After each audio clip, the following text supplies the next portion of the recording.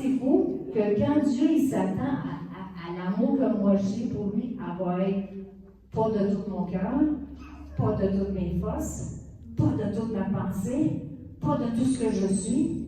C'est pour ça que Dieu dit, tu aimeras le Seigneur ton Dieu de tout ce que tu es, tout ce que tu as, tout ce que tu penses, tout ce que tu peux, toutes tes forces, de tout. Il nous a montré l'exemple en donnant tout pour nous. Il s'attend à un amour de la même intensité. C'est ça que j'ai compris du message de ma gloire. Ce matin, moi, je vais vous présenter 3 exercices pour embarquer dans le programme d'entraînement du coach. Le coach, on sait, c'est Saint-Esprit. Et mes 3 exercices, c'est garde ton cœur, garde tes yeux, puis garde tes pas. OK? Puis oui, la discipline spirituelle, ça commence avec le cœur, le cardio. Parce qu'on a fait nos exercices d'étirement dans la louange, dans la prière, dans la communion fraternelle, puis là, on rentre dans le vif du sujet, le cardio.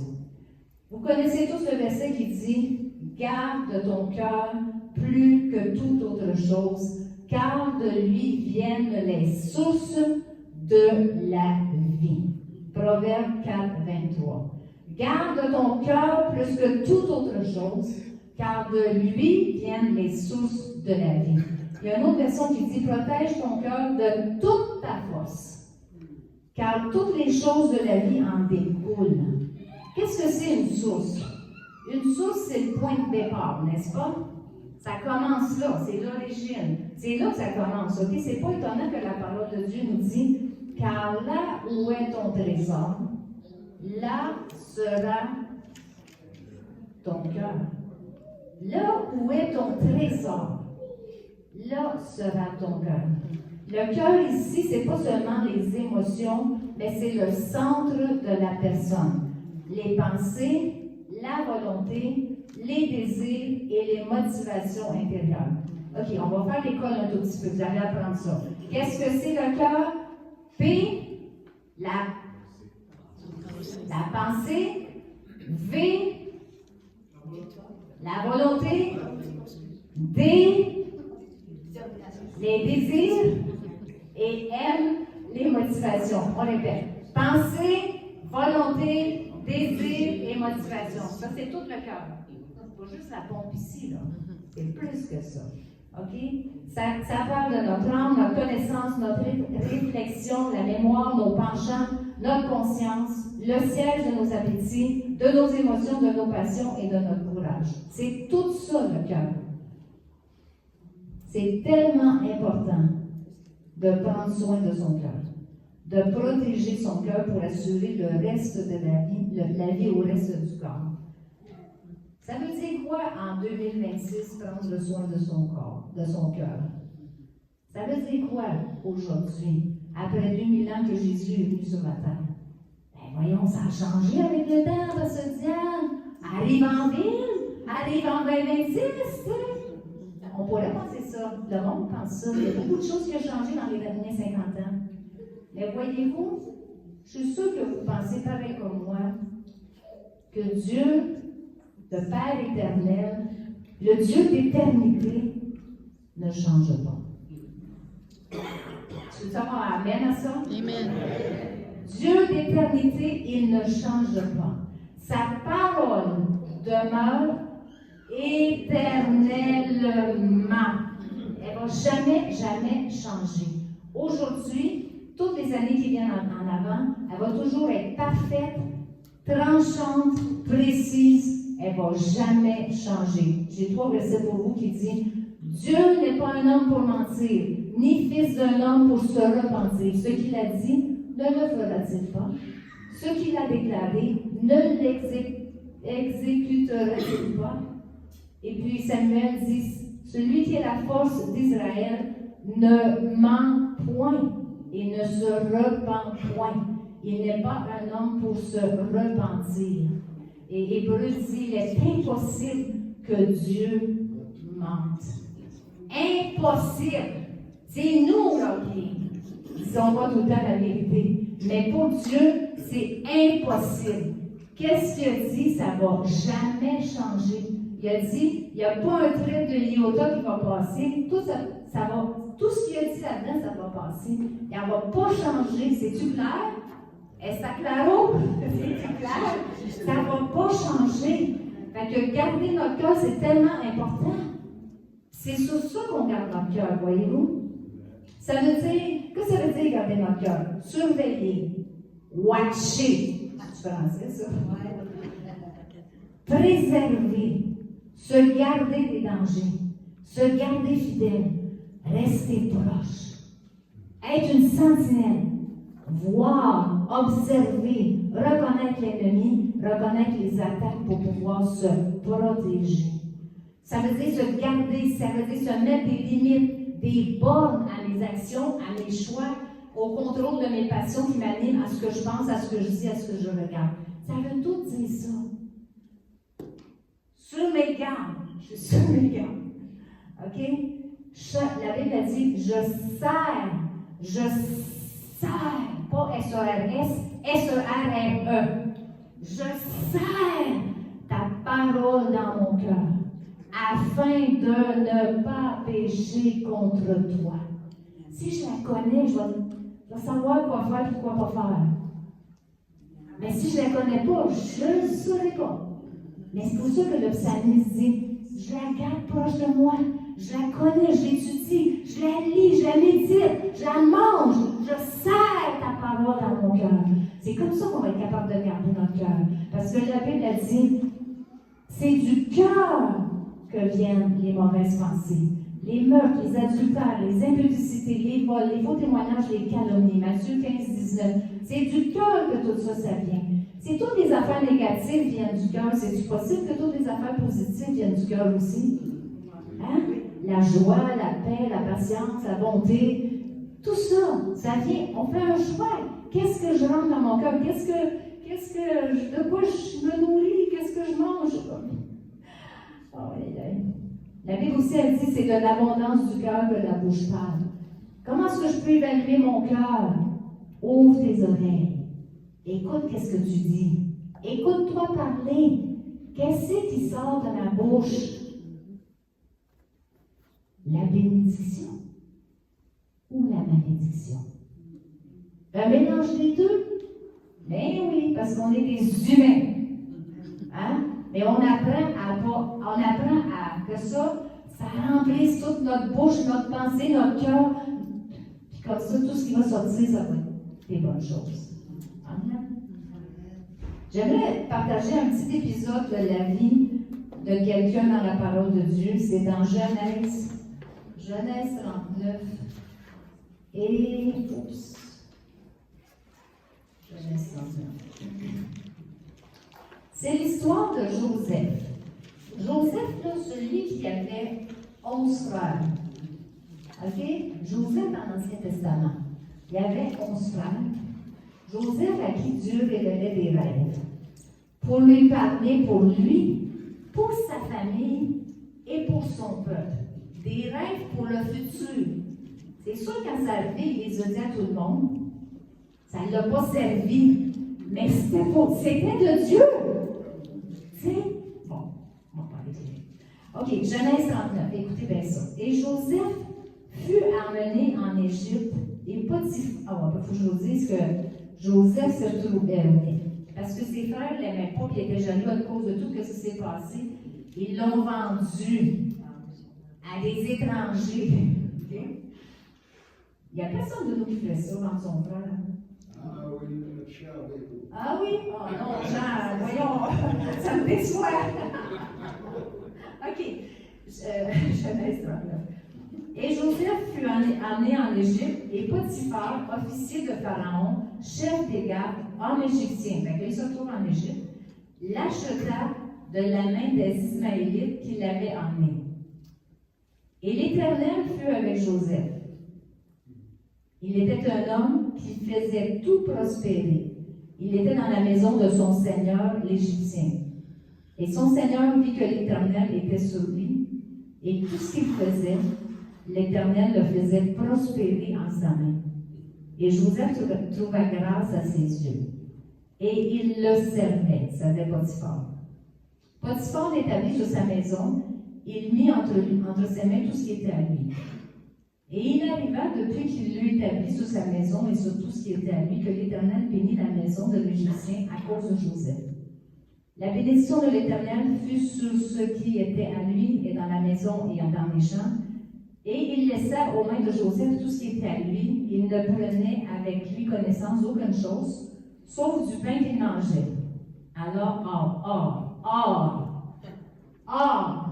Joseph était beau de taille et beau de visage. Et il arrivait après ces choses que la femme de son Seigneur leva les yeux sur Joseph et elle dit, « Couche avec moi. » Et il refusa. Et il dit à la femme de son Seigneur, « Voici mon Seigneur ne prend avec moi connaissance de quoi que ce soit sur sa maison, et il a mis entre mes mains tout ce qui est à lui.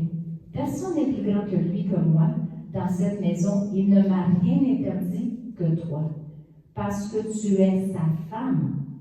Comment ferais-je ce grand mal et pécherais-je contre Dieu? » Et il arriva, il parlait à Joseph jour après jour, il ne l'écoutait pas pour coucher à côté d'elle.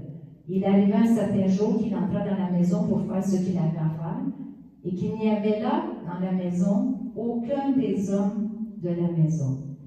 Elle prit son vêtement en disant « Couche avec moi », et il s'est sauvé pour fuir la tentation. OK?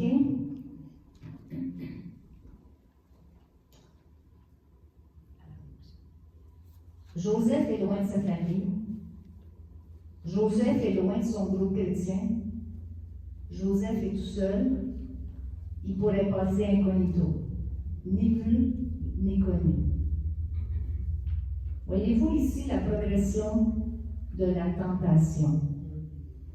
Premièrement, la femme a vu Joseph, a vu qu'il était beau, qu'il était attirant, qu'il était séduisant, elle avait un but. Après ça, il a parlé. Après ça, elle a essayé de manigancer une histoire pour qu'elle soit avec lui.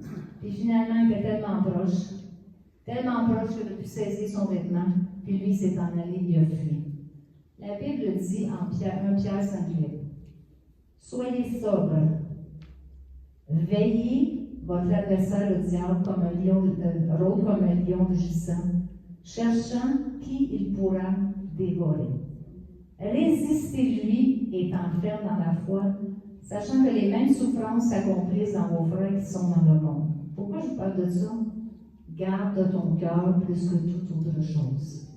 C'est pour ça que je parle de ça. Gardons notre cœur plus que toute autre chose. Voyez-vous? Soyez sobres.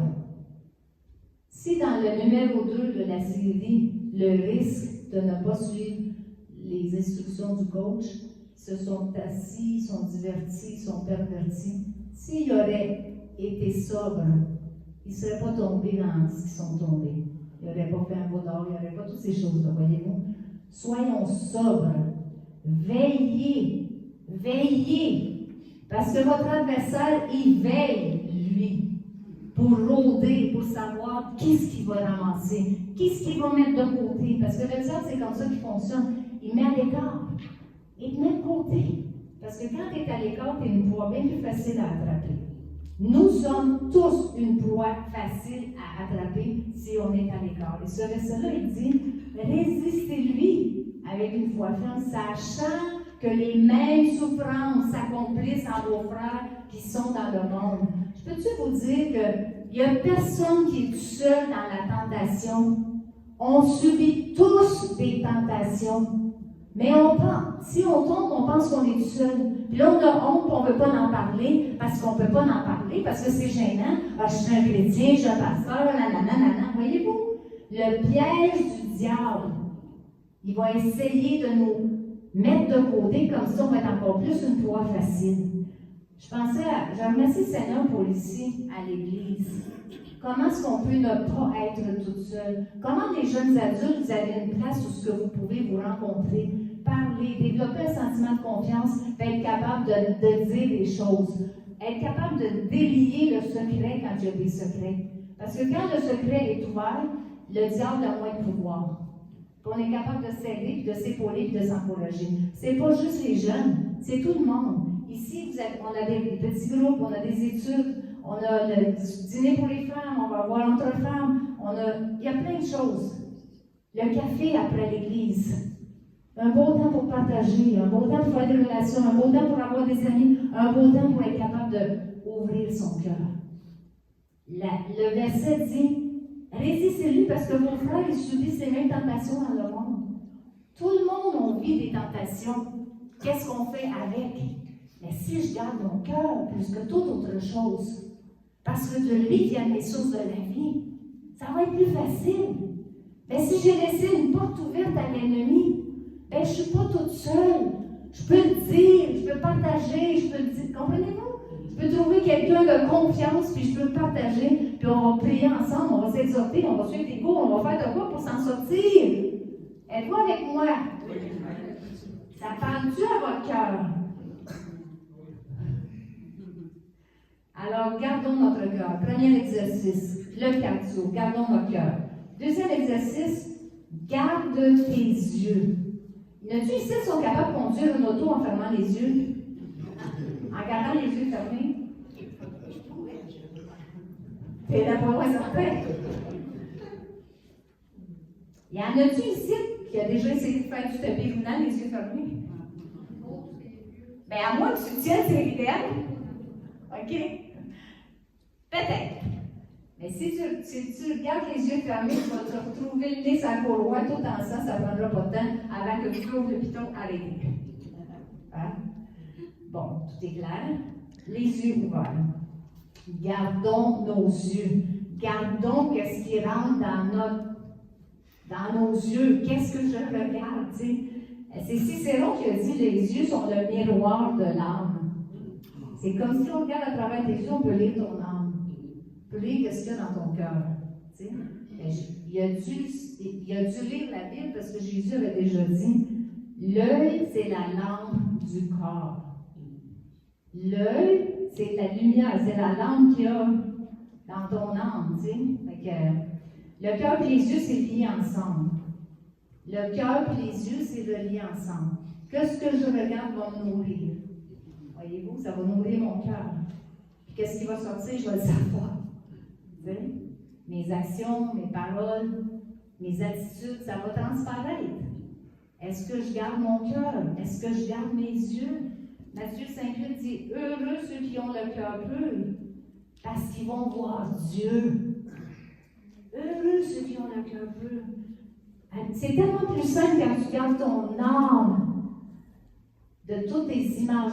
Comme il y a bien des années, j'ai écouté une émission de télé, je ne me rappelle même pas c'est quoi. Une affaire de détective, en tout cas, américain, mais si c'est là, je ne me rappelle même pas c'est quoi. En tout cas, j'ai écouté ça, puis de temps en temps, cet esprit faisait comme « T'es sûr? T'es sûr? » T'es comme « Je sais pas. » Puis là, j'ai remarqué que ces images-là s'imprégnaient dans mon âme, tu sais. Puis il y a eu un jeûne à cette période-là, un jeûne assez long. J'ai embarqué dans le jeûne, puis mon jeûne, c'était « J'écoute plus ça. » Je n'écoute plus ces émissions-là. Puis je n'ai jamais écouté, là. Je les ai jamais écoutées. Puis là, ça a débarrassé de mon âme. J'ai réalisé que ça m'affectait. Ça affectait ma façon de penser, de voir, c'est imprégné sur mon âme, tu sais. Que ce que je regarde, ça a un effet. Ça a un effet sur ma vie, sur mon âme, sur mes pensées, sur mes actions. Ça a un effet. Fait que, on veut-tu garder notre cœur? On veut-tu garder nos yeux? On veut-tu faire attention à ce que c'est qu'on regarde? On veut-tu se protéger? On veut-tu les purs puis voir le Seigneur? Ça nous appartient, ça. Est-ce que vous savez que Job avait dit j'ai fait un pacte avec mes yeux et je n'arrêterai pas mon regard sur une vierge. OK. Mais savez-vous que Jésus va encore plus loin? Jésus va plus loin que ça par rapport à notre regard. Il dit, moi je vous dis que quiconque regarde une femme pour la convoiter a déjà commis un adultère avec elle dans son cœur. Oh! Jésus, tu vas loin, hein? Je suis contente que c'est Jésus. Je peux juste le répéter. Proverbe 23, 26 dit, mon cœur, mon fils, donne-moi ton cœur. Et que tes yeux se plaisent dans mes voies. Donne-moi ton cœur.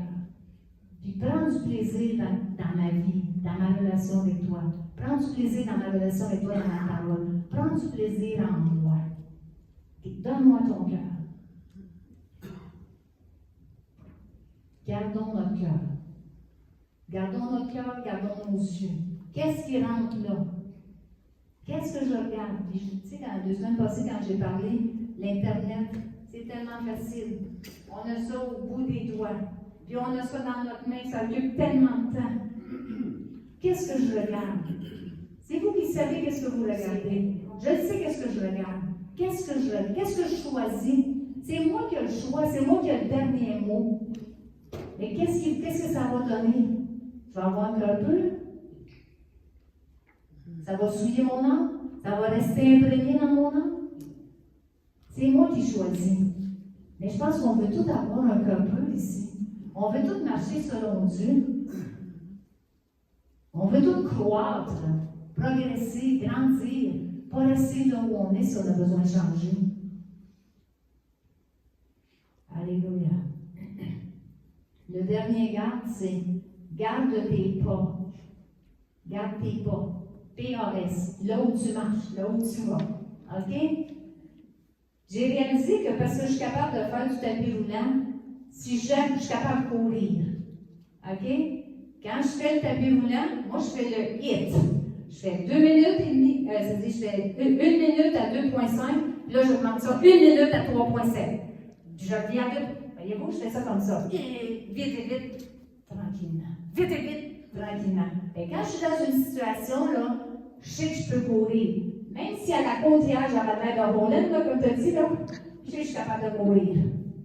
Parce que je fais du tapis roulant. OK? Alors, le focus, c'est pas sur moi, c'est pas ça le point. Je vais vous montrer que parce que je peux courir, je peux fuir les passions de la jeunesse. La Bible a dit, 2 Timothée 2,23. Mais fuis les convoitises de la jeunesse. Fuis les passions de la jeunesse. Sauve-toi d'être là. Reste pas là. Déguerpis, décampe, va ailleurs. Après ça, ça dit poursuis, 2 clés. Premièrement, fuis. Après ça dit poursuis. Qu'est-ce que je vais poursuivre? La justice, la foi, l'amour, la paix avec ceux qui invoquent le Seigneur d'un cœur pur. Fuir, c'est pas un verbe passif. C'est pas un verbe que s'il y a une tentation, je vais attendre de voir jusqu'où je suis capable de résister. Ça, c'est pas fuir. Ça, c'est courir après le danger. Okay. Fuir, c'est aller dans la direction opposée. Si je vois qu'il y a un danger, un risque, que je vais trébucher, je ne vais pas rester là. Je vais courir. Je vais m'en aller ailleurs. Parce qu'il y a un danger que je peux tomber. Le petit Robert dit, fuir, c'est s'éloigner en toute hâte. OK? C'est partir pour échapper à une difficulté. C'est détaler, c'est filer, c'est décamper, c'est s'enfuir. Et c'est pas passif, ça. Ça bouge. Hein? Je ne veux pas rester là. Et pour être capable de fuir, comme Joseph, il avait fait il était déterminé qu'il va aimer Dieu avant tout. Que Dieu allait être la raison de sa vie, le centre de sa vie. Il était déterminé. Et pour être capable de fuir, il faut faire une décision d'avance. Il ne faut pas attendre d'être dans le piège. Il ne faut pas attendre que le piège est là, donc ça va faire chlouc! Tu vas être pris dans le piège. Il faut être déterminé d'avance. Déterminé de suivre le Seigneur. C'est pour ça que j'aime le psaume 119, 11 qui dit « Je serre ta parole dans mon cœur pour ne pas pécher contre toi. Avant même que le piège arrive, Je connais ta parole. J'ai étudié ta parole. Je médite ta parole. Je lis ta parole. J'ai lu la parole. Il y a des jours, j'avais pas envie de la lire. Bien honnêtement, j'avais pas envie de la lire, mais je la lisais pareil. Il y a des jours, je ne comprenais pas qu'est-ce que ça disait. Mais je l'ai lu pareil. Aujourd'hui, je peux dire, ça fait des années, là, puis je suis contente d'avoir persévéré. Parce qu'elle est là, quand j'ai besoin de fuir, il y a quelque chose qui me dit pourquoi je dois fuir. Il me parle du danger, comprenez-vous? Puis il va me le montrer avant que le danger arrive. Alléluia! Merci Seigneur. C'est bien parce que Joseph avait une relation avec Dieu qui était capable d'avoir déterminé dans son cœur. Je ne pécherai pas contre Dieu. Non, je n'irai pas là. Je ne vais pas là. Je ne veux pas. Il n'est pas question. Et c'était pas facile. Là. La tentation était persistante. On ne sait pas combien de temps là, elle a essayé de le séduire et de le faire tomber. On ne sait pas. Mais c'était persistant. Persévérant. Elle était persévérante, elle. Est-ce qu'il était aussi persévérant? Yes. Puis même si personne ne voyait, il était dans un pays étranger. Il n'y a personne qui va le savoir. Mais toi, tu vas le savoir. Puis tu sais que Dieu le sait. Puis c'est suffisant. Hein? C'est suffisant. Il faut être déterminé. Il faut quelque part qu'on soit déterminé. Je vais servir le Seigneur. Je vais serrer la parole dans mon cœur. Je vais garder mon cœur. Je vais garder mes yeux. Je vais me garder. Je vais garder mes pas pour le Seigneur. C'est ça qui a fait que Joseph a été capable de résister. Il aimait Dieu de tout son cœur, de toute son âme, de toute sa force et de toute sa pensée. Je pense qu'il nous a, il appelle à nous le même désir, la même décision. Est-ce qu'on veut faire ça? Je vais aimer le Seigneur de tout mon cœur, toute mon âme, toute ma force, ma pensée. Puis aussi, il y avait un respect pour l'autorité. Il y avait un respect pour son patron. Il y avait un respect pour la personne en autorité, même si c'était un étranger, même si c'était pas un juif, même si c'était, comprenez-vous? Il aurait pu dire, non, il y a n'importe quoi, tu sais. Non. Il y avait un respect pour l'autorité. C'est ces choses-là qu'il l'a gardé. Même si la tentation était persistante, même si le piège se rétrécissait sur lui.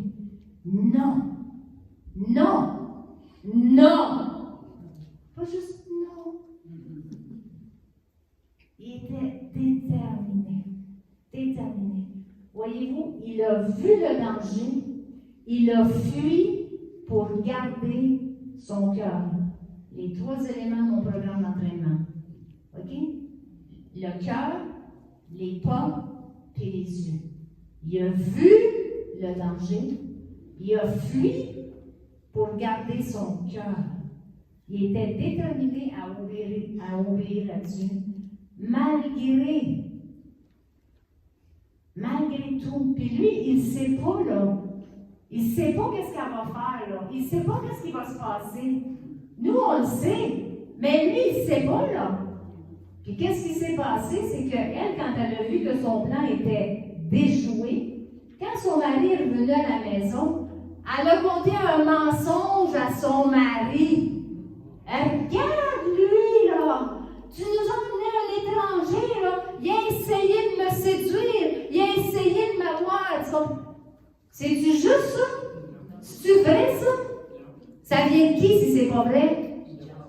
Ça vient du père des mensonges. C'est pas juste en 2026, ça, faire des mensonges. Il était là aussi dans ce temps-là. Voyez-vous? Il ne sait pas, lui, qu'est-ce qui va y arriver. Qu'est-ce qui est arrivé? Potiphar n'est pas content. Potiphar l'a fait mettre en prison. En prison! Quelle injustice! Il ne savait pas. Il ne savait pas. Pensez-vous qu'il aurait fait la même chose s'il aurait su? Il avait gardé son cœur. Il était déterminé à aimer Dieu de tout son cœur, de toute son âme, de toute sa pensée, de toute sa force. Comment je ferais un aussi grand mal et faire mal à Dieu? Comment je fais ça? Non. Même s'il est tout seul, qu'il n'y a personne de sa famille autour de lui. Sa décision d'aimer Dieu plus que tout va prendre un grand sens quand il dit ces paroles-là. Et maintenant, Ne soyez pas attristés.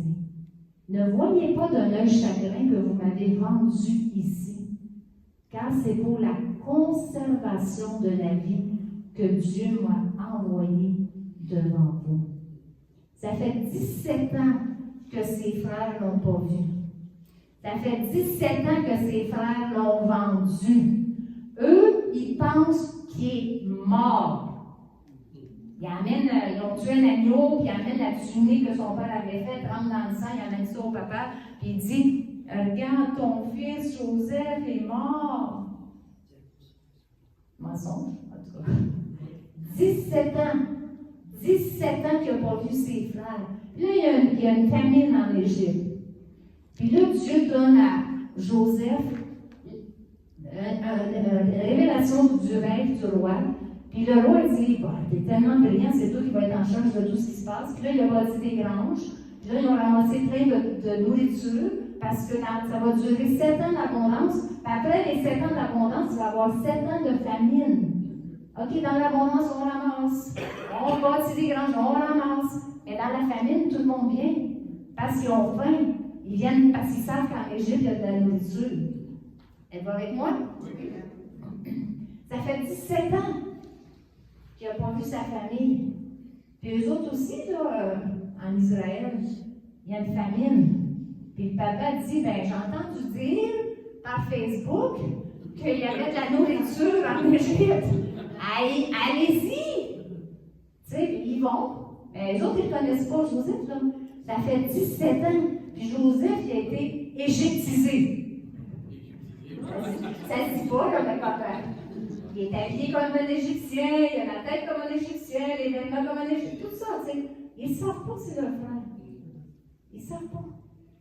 Alors, ils viennent, premier voyage, sur le deuxième voyage, là, ils se révèlent à eux. Dans une grande émotion, il dit, je suis Joseph, votre frère, que vous avez vendu. Si c'était les frères, ça doit être un peu d'argent. Hein? Mais non, c'est pas ça qu'il dit. C'est pour vous sauver que Dieu m'a emmené ici. C'est pas vous qui avez fait ça. C'est Dieu qui a décidé. C'est comme ça que Dieu voulait sauver. C'est tous les rêves qu'il avait eus, là. Qu'il allait sauver, là. Ben, c'est là. Des années plus tard. Dites-moi, s'il aurait couché avec la femme de Potiphar, il aurait-tu été capable de dire ça? Fuis quand vient le danger. Garde tes pas, garde ton cœur, garde tes yeux. Amen. Je sais, je ne suis pas fâchée, hein, juste au cas où vous pensez comme, mais je suis passionnée. Je suis passionnée pour chacun de nous parce que je veux que chacun de nous voit le Seigneur. Pour l'éternité. Pour l'éternité. Pour l'éternité. Je veux que personne de nous passe à côté de l'éternité. Et ça commence ici. Je fais un choix ici de suivre le Seigneur, d'aimer le Seigneur, de grandir dans le Seigneur. Le Seigneur va nous accompagner, va nous faire grâce, mais des fois, on a besoin de passer par le sang, la croix, et faire du ménage. Alors, mon programme d'exercice, garde ton cœur, garde tes yeux et garde tes pas. Je suis sûre que Dieu nous appelle ce matin, jeune homme, jeune femme, moins jeune homme, moins jeune femme, à faire comme Joseph a fait, à se consacrer à lui, à résister quand vient la tentation, parce qu'il n'y a personne qui voudrait vivre dans le « j'aurais donc dû ». Personne ne veut vivre ça. J'aurais donc dû faire ça. On veut tout dire, merci Seigneur que tu m'as gardé. C'est grâce à toi, c'est par toi, c'est en toi que je peux marcher, que je peux me présenter devant toi. C'est parce que toi tu as payé le prix que je vais vivre l'éternité avec toi. C'est ça qu'on veut tout dire, qu'on veut tout entendre. bon et fidèle serviteur, viens avec moi pour l'éternité. On va se réjouir ensemble. Là, on peut dire merci Seigneur. Amen.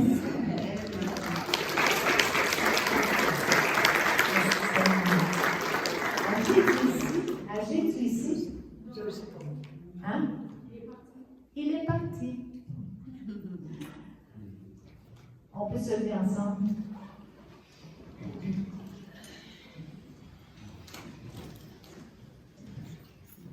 On ne chantera pas le chant, mais il y a un chant qui était sur mon cœur, c'est « Je te donne mon cœur. Il ne m'appartient plus. Ce que j'ai de meilleur, c'est à toi, Jésus. » Amen. Alors, ça va être notre prière. Avec tous les messages que je vous ai partagés, voyez mon cœur, ressentez mon amour, ressentez mon cœur pastoral aussi. Oui, Seigneur. Est-ce que vous le connaissez? Veux-tu chanter, Pierre? Veux-tu chanter aussi?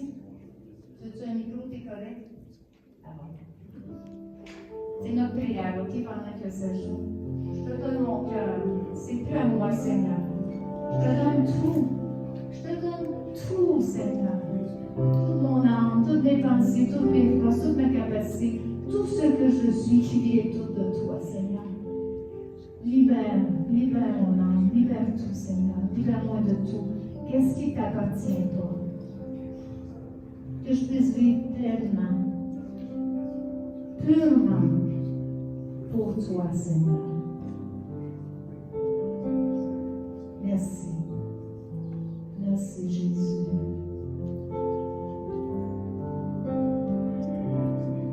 Alléluia, Seigneur Jésus.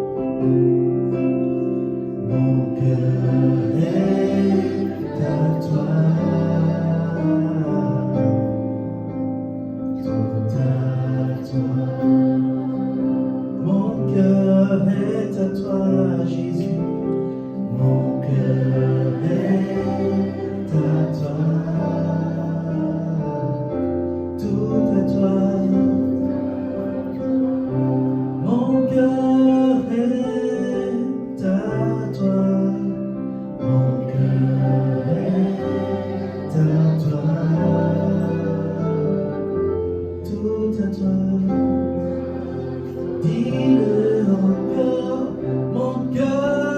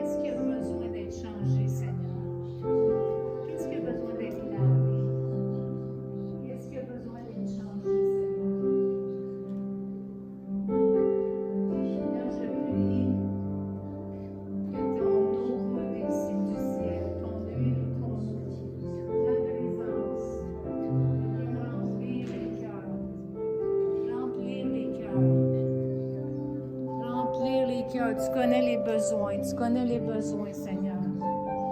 Alléluia, Seigneur, tu connais les besoins, Seigneur.